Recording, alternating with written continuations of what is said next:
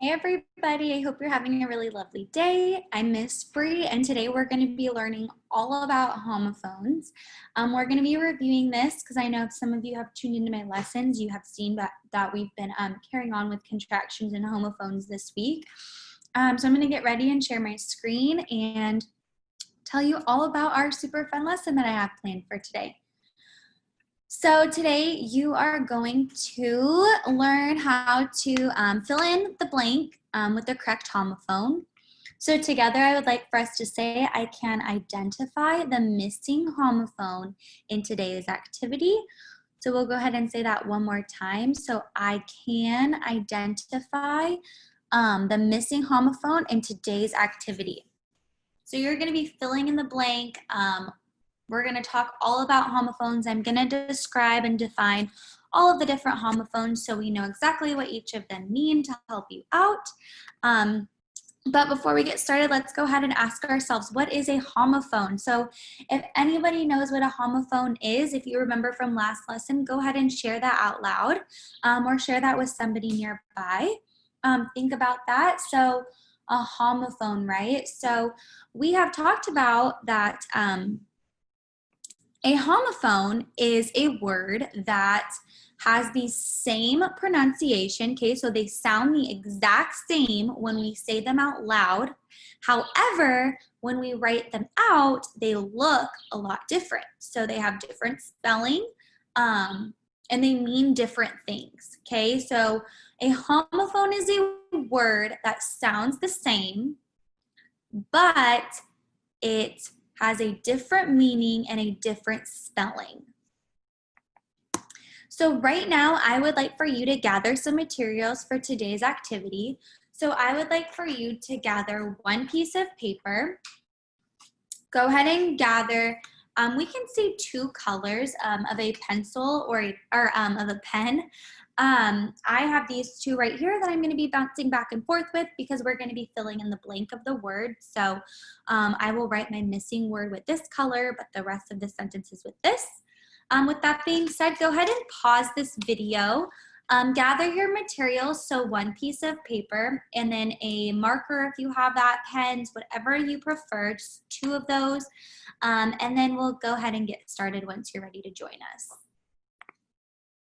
So today we're going to be filling in the missing blank for each picture that's shown and each homophone that's written, okay? The first thing I would like us to do right now is to first write our name on our paper. So I'm going to write name in the top right corner,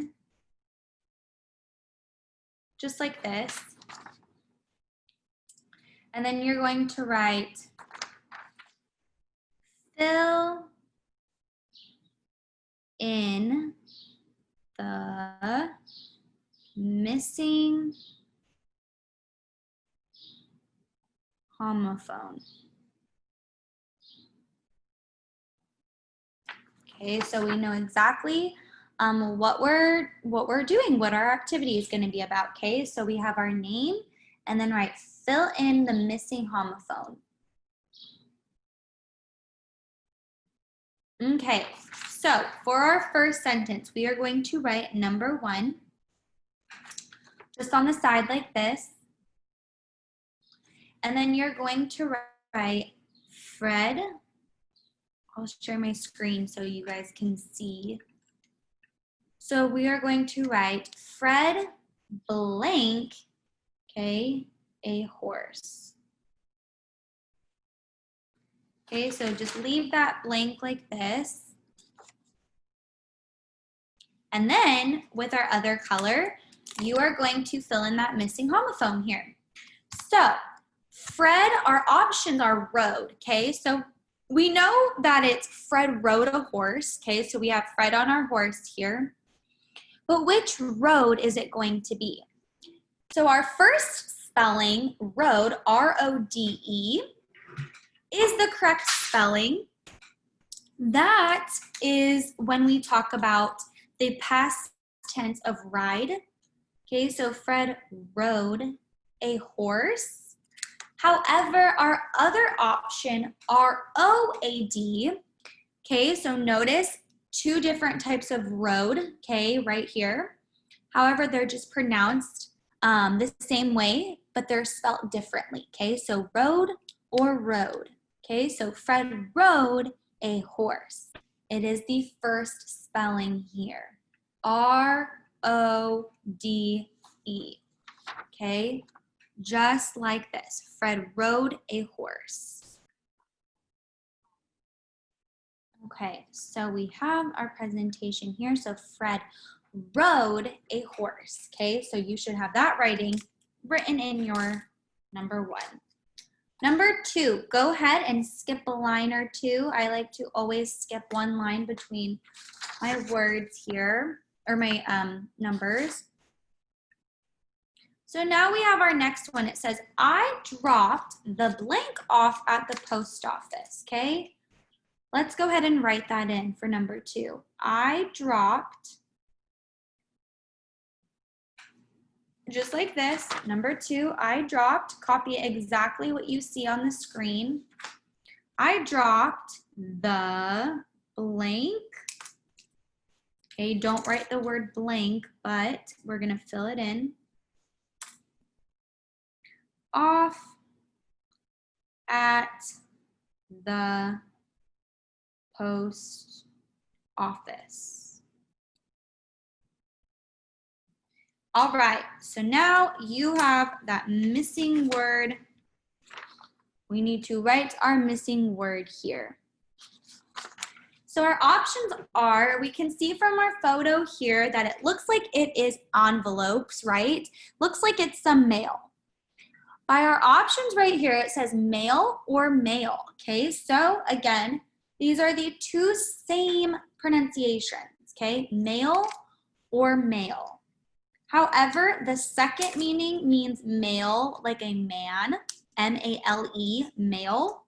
The first one is male, like our images here, M-A-I-L. So I dropped the mail off at the post office. Okay, so on your paper, number 2, please write mail. I have it in here in purple. I can draw a box around this so you can see my missing word.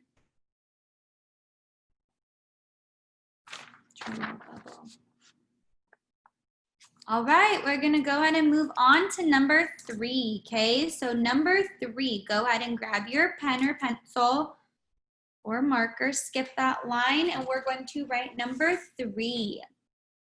So it says, I blank this song. I know or know. Okay, so I know this song. So we have our first know, K-N-O-W, which is spelt here. Sorry, let me finish writing this. So when we use K-N-O-W to say no, it is when you know something. When you say no, N-O, that is different. That's going to be used maybe like if your mom is telling you something, or like this means no, right? You're not allowed to do that. The other no, and K-N-O-W, is a word that we just use to describe something when we talk or when we write. So it's a little bit different of a meaning. However, no and no are still pronounced the same way, even though that there's a K. We don't say kno, we just say no. It is a silent K. So for this one, I know this song, right? If I say I know this song, like N-O, that would not make sense. I know this song.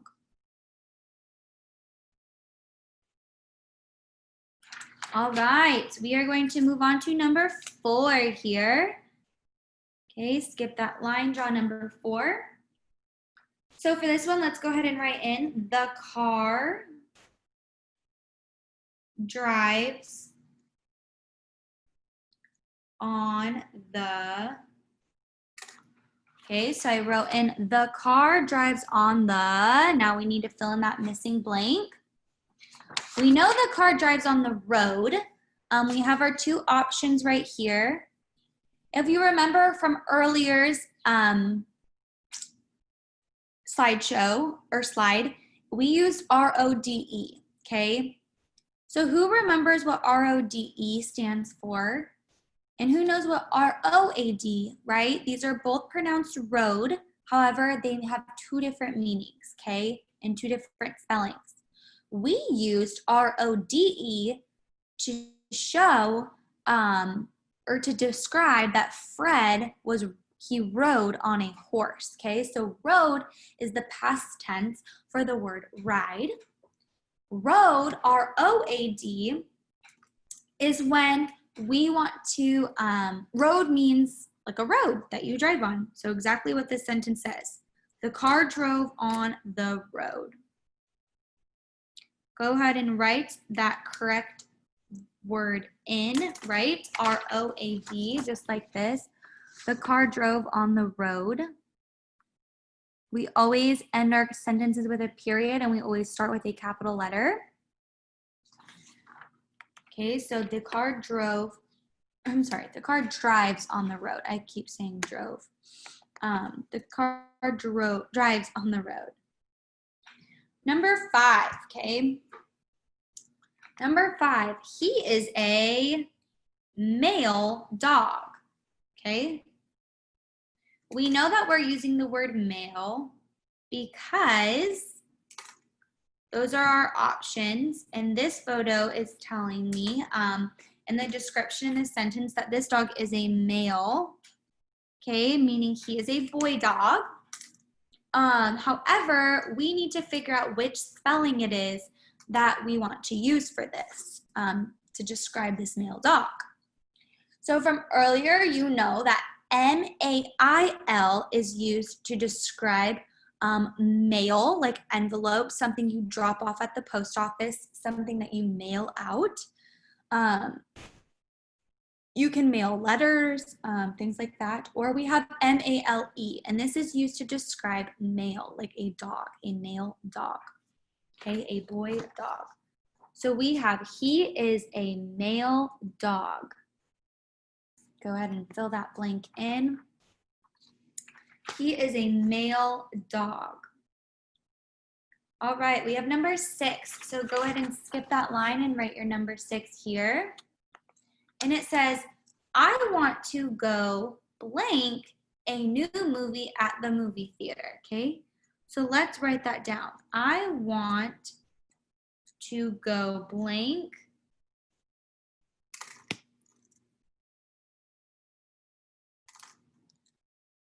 a new movie at the movie theater. I don't know about you, but I really miss going to the movie theater. So that is why I thought of this sentence. Okay, so I want to go blank a new movie at the movie theater. Based off of these options here, we have C or C, okay? So I want to go see a new movie at the movie theater. Is it CSEA or CSEE? Okay, so this is kind of tricky. So CSEA is used to describe like under the sea, right? So the ocean is a sea, under the water, that's C. SEA. CSEE is like when we see something with our eyes, okay? So I see the trash can, I see the kitchen sink, I see flowers in front of me. So I want to go see a movie at the movie theater.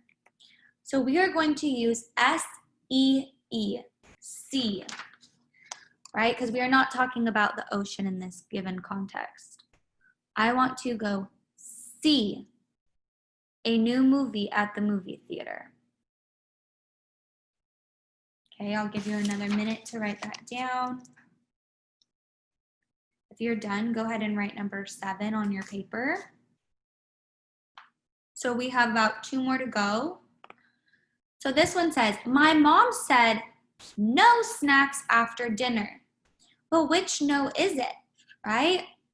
Is it no, K-N-O-W, or is it no, N-O? This one, it might be helpful. Something that my mom always told me is no, N-O means no, okay? So my mom said N-O means no snacks after dinner. Okay, so no, my mom always told me N-O means no. So that might help you when writing out these homophones, okay? So my mom said no snacks after dinner, right? N-O means no. Like if someone is telling you no. All right, we have number 8, okay? This is our last and final one. So go ahead and write number 8 down below. Ariel, the Little Mermaid, lives, if you know the song, under the what? So we have C-S-E or S-E-A. Ariel, the, let's write this in, Little Mermaid, lives under the roll C, S-E-A. All right, so Ariel lives under the sea. We know she lives under the C-S-E-A, right? Because C-S-E-E is when we want to see something with our eyes, but C-S-E-A is used to describe, or S-E-A is used for like water, under the water, in the ocean. The ocean is a part of the sea, or the sea is a part of the ocean. So that's the difference there.